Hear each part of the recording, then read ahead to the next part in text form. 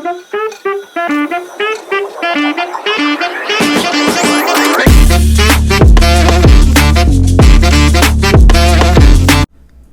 All, ఇప్పుడైతే తిరుపతి నుంచి మేము తిరుమల అయితే వెళ్ళబోతున్నామండి. జనం అయితే ఫుల్గా ఉన్న స్టేషన్లో మెల్లగా వ్యాన్ మాట్లాడుకొని మేమైతే తిరుమలకి స్టార్ట్ అయిపోయామండి. అసలు వెళ్ళే దారంతా గోవిందనామాల్ని చూస్తూ ఉంటే ఒక డివైన్ ఫీలింగ్ అయితే వస్తుందండి. ఊరికే అన్నారు కదండి కలియుగ వైకుంఠం అని. అలా వెళ్తూ ఉంటే కొండ స్టార్టింగ్లోనే మనకి గరుడాల్వార్ అయితే కనిపిస్తారు. అక్కడి నుంచి కొంచెం లెఫ్ట్లో మనకి అన్నమాచార్యుల విగ్రహం అయితే కనిపిస్తుంది. దాని ఎదురుగానే మనకి అలిపిరి మెట్ల మార్గం అయితే స్టార్ట్ అవుతుంది. ఈ అలిపిరి మెట్ల మార్గం మొత్తం అక్షరాల 3550 మెట్లు అయితే ఉంటాయండి. డిస్టెన్స్ అరౌండ్ 9 కిలోమీటర్లు అయితే ఉంటుంది. మనకి ఇక్కడ స్టార్టింగ్లోనే కొబ్బరికాయలు, పూలు, ఆకులు అయితే అమ్ముతూ ఉంటారు. ఆ వాటిని తీసుకొని మనం అయితే కొండపైకి స్టార్ట్ అయిపోయామండి. నాకైతే కొబ్బరికాయలు కొట్టాలనే మొక్కు ఉంది కాబట్టి ఇన్ని తీసుకున్నాను. మీ ఇష్టం ఎన్నైనా తీసుకోవచ్చు. మనసులో గట్టిగా గోవిందా అనుకొని నేనైతే కొబ్బరికాయ కొట్టి అక్కడున్న మెట్లకి పూలు, ఆకులు అయితే సమర్పించి నేనైతే కొండపైకి స్టార్ట్ అయిపోయానండి. అలా కొంచెం ముందుకు వెళ్తే తలియారుగుండు అనే ప్రదేశం దగ్గర మనకి శ్రీవారి పాదాల మండపం అయితే కనిపిస్తుంది. అక్కడ వెంకటేశ్వర స్వామి పాదాలను అయితే మనం తల మీద పెట్టుకొని ప్రదక్షిణ చేస్తామండి. దీని గురించి 2 కథలు అయితే మనకి ప్రచారంలో ఉన్నాయండి. ఒకటి, మహావిష్ణువు వైకుంఠాన్ని వదిలి లక్ష్మీదేవిని వెతుక్కుంటూ భూమి మీదకి వచ్చినప్పుడు ఫస్ట్ తన అడుగు ఇక్కడే వేశారు అని అంటూ ఉంటారు. రెండవ కథ, తన భక్తుడైన తిరుమల నంబి రోజు పైకి రాలేకపోతున్నాడని గోవిందుడే కొండ దిగి ఇక్కడైతే తన పాదాలని ఉంచారు అని అంటూ ఉంటారు. And he is the first citizen of Tirumala అని కూడా అంటూ ఉంటారు. అలాగే ఎదురుగా లక్ష్మీ నరసింహస్వామిని దర్శించుకొని కొంచెం ముందుకెళ్తే మనకైతే రాజగోపురం అయితే కనిపిస్తుందండి. ఇది అలిపిరి మెట్ల మార్గంలో వచ్చే మొట్టమొదటి గోపురం. అండ్ ఇదే అన్నిటికన్నా ఎత్తైన గోపురం అండి. చాలా పెద్దది. ఎంత పెద్దది అంటే ఫ్రేమ్ కూడా సరిపోవట్లేదు. కొంచెం ముందుకెళ్తే మనకి మహావిష్ణువు మొట్టమొదటి అవతారం అయిన మత్స్యావతారం రూపం అయితే మనకు కనిపిస్తుంది. అండ్ ఇలాగే మనకి దారి పొడుగుతా మహావిష్ణువు ధరించిన దశావతారాల రూపాలు అయితే మనకు కనిపిస్తూ ఉంటాయి. ఆఖరి రూపమైన కల్కి అవతారం కూడా ఎలా ఉంటుంది అని మనకి ఎండింగ్లో అయితే కనిపిస్తుంది. ఇంకా ఫ్రిస్కింగ్ పాయింట్లో మనం చెక్కింగ్ అయితే చేసుకొని అలా ముందుకు వెళ్తే తలయేరుగుండు అని ఒక భారీ రాతి ఆకారం అయితే కనిపిస్తుందండి. అక్కడ చూస్తే మనకి మోకాలి గుర్తులు అయితే ఉంటాయి. ఈ రాతిని మోకాళ్ళతో తాకితే మోకాళ్ళ నొప్పులు అయితే పోతాయని అందరూ నమ్ముతూ ఉంటారు. కొంచెం ముందుకు వస్తే ఇదే మైసూర్ మండపం అంటారండి. చాలా బాగుంది కదా.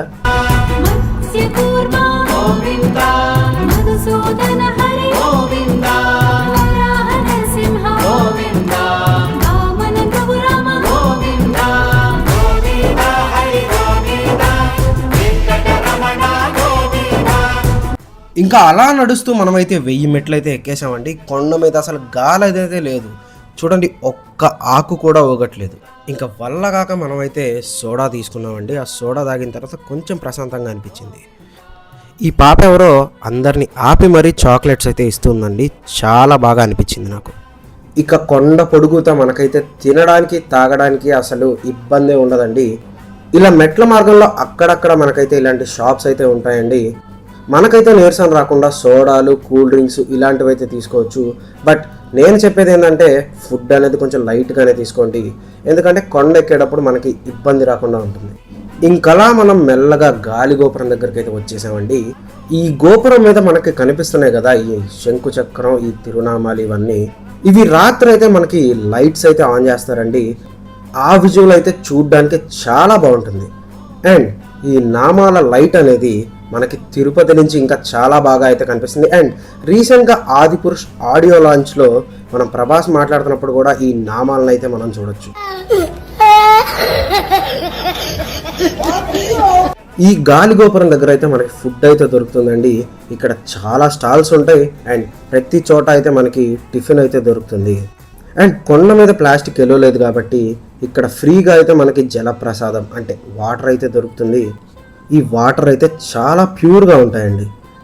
చుట్టూ ఇంత గ్రీనరీని కాపాడాలంటే మన వంతు మనం చేయాలి కదా. ఇంకలా లైట్గా టిఫిన్ చేసి నేనైతే మళ్ళీ కొండ ఎక్కడం స్టార్ట్ చేసానండి. ఎంత టిఫిన్ చేసినా మనకి కొండ మీద మసాలా బండి కనిపించిందంటే మనకు అస్సలు ఆగదండి. చాలా బాగా చేస్తారు. అండ్ మామిడికాయ ముక్కలు కూడా చాలా బాగుంటాయి ఇక్కడ. ఇన్ని ఫుడ్ స్టాల్స్ ఉంటే కొండ మీద కోతులు రాకుండా కొండ ముచ్చులను అయితే పెంచుతున్నారనుకుంటా వాటిని చూసినప్పుడల్లా మావోడే అనిపిస్తుందండి. కానీ మావోడే అన్నాగానే వాడు అటు తిరిగేసాడు చూడండి. ఆగరా, కొంచెం ముందుకెళ్ళాక మీ బాస్ ఉంటాడు, ఆయనకి చెప్తాను ఈ విషయం. ఈ దొంగలన్నీ ఖచ్చితంగా పుష్పరాజ కొట్టుంటాడు, ఎందుకంటే దారి మొత్తం పుష్ప బ్రాండింగే ఉంది. ఇది సార్ నా బ్రాండ్. ఇంకా పుష్ప బ్రాండ్ చూసుకుంటూ అలా మెల్లగా నడుస్తూ ఉన్నామండి. ఇక్కడైతే చాలా పెద్ద పెద్ద మెట్లు అయితే ఉన్నాయి అండ్ ఒక్కొక్కటి చాలా పొడుగ్గా ఉంటాయి. ఇక్కడ కొండ మీద కోతులతో పాటు జింకలు కూడా ఉంటాయండి అండ్ వీటి సంఖ్య అయితే తగ్గుతూ వస్తుంది. మేబీ మనం చేసే పొల్యూషన్ వల్ల, లేదా సల్మాన్ ఖాన్ అని ఇక్కడికి వస్తున్నాడు అంటావా?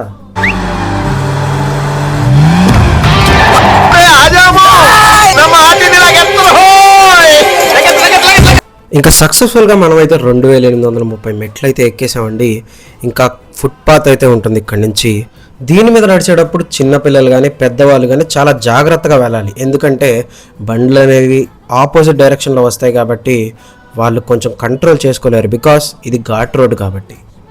కానీ మనం కొంచెం జాగ్రత్తగా వెళ్తే ఇబ్బంది అయితే ఉండదండి. కొంచెం కేర్ఫుల్గా ఈ కొండ మీద ఉన్న అందాలన్నీ చూసుకుంటూ జాగ్రత్తగా వెళ్తే ఆ గోవిందుడు మనల్ని చాలా జాగ్రత్తగా చూసుకుంటాడు.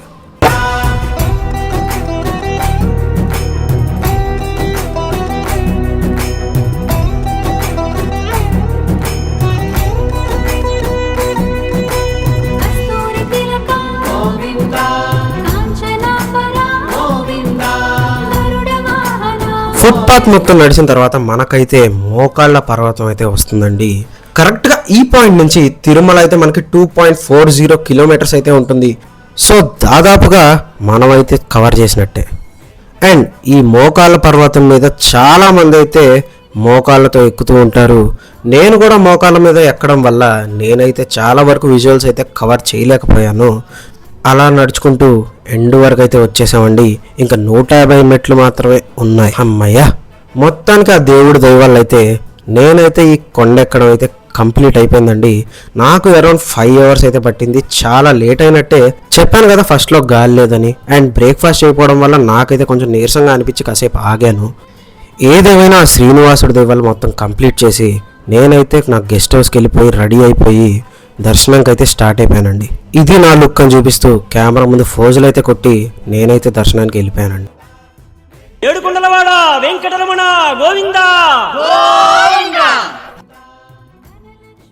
దర్శనం అయితే చాలా బాగా జరిగింది అండ్ లడ్డు ప్రసాదాన్ని తీసుకొని అయితే నేనైతే నా రూమ్కి అయితే తిరిగి వచ్చేసానండి.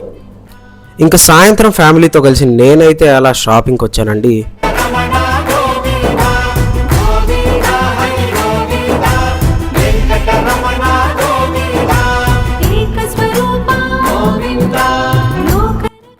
ఇంకా మొత్తం తిరిగి నేనైతే ఈ 2 బొమ్మలు అయితే కొన్నానండి. మనకు కొంచెం మినియన్స్ అంటే పిచ్చెక్కువే. ఇంకా నైట్ డిన్నర్ అయితే తినేసి లైట్గా కోక్ అయితే తాగేసానండి. ఈ రోజుకి ఈ వ్లాగ్ అయిపోయింది. నెక్స్ట్ వ్లాగ్లో కలుగుతాం. బాయ్.